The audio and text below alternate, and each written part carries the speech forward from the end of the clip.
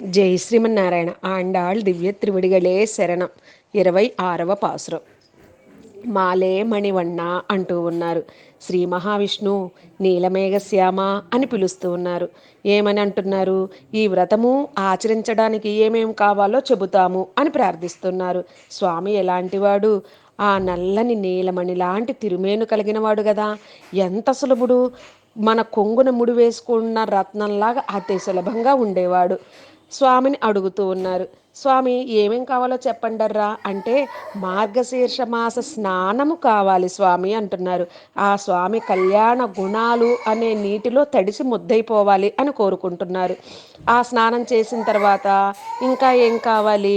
ఈ భూమి దద్దరిల్లేటట్లుగా శబ్దిస్తుందే నీ తెల్లని శ్రీపాంచజన్యం, అలాంటి శంఖములు కావాలి స్వామి అని ప్రార్థిస్తూ ఉన్నారు. ఇంకా మిక్కిలి గొప్ప అయిన డోళ్ళు తంబూరాలు ఈ లోకమంతా దద్దరిల్లిపోయేటట్లుండే వాద్య విశేషాలు కావాలి స్వామి అంటూ ఉన్నారు. మంగళాశాసనం చేసేవారు కావాలి స్వామి, మంగళ దీపమును కావాలి, ధ్వజము కావాలి, మేలుకట్టు కావాలి అంటూ మొదలైనవన్నీ ప్రార్థిస్తూ ఉన్నారు స్వామి.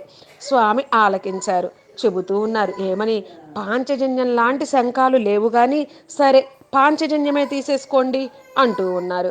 ఇంకా ఆ వాద్య విశేషాలన్నీ ఇస్తాను అంటున్నారు. మంగళాశాసనం చేసేయడానికి పెరియాళ్వార్ లాంటి వారు అనేకలు చిక్కరు కాబట్టి ఆ పెరియాళ్వార్నే ఇస్తాను, తీసుకోండి.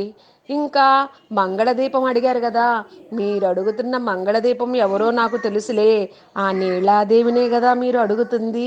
ఆ నీలాదేవి ఆ అమ్మని కూడా ఇస్తున్నాను, ఆ నీలాదేవిని తీసుకోండి అంటూ ఉన్నారు. ఆ ధ్వజము గరుత్మంతుడు, ఆ గరుత్మంతుని ఇస్తాను అంటున్నారు. ఇంకా ఏమిటి? మేలుకట్టు, ఆ మేలుకట్టు అంటే ఆ చాందిని, ఆ చాందినిని ఇస్తాను, పీతాంబరమును పుచ్చుకోండి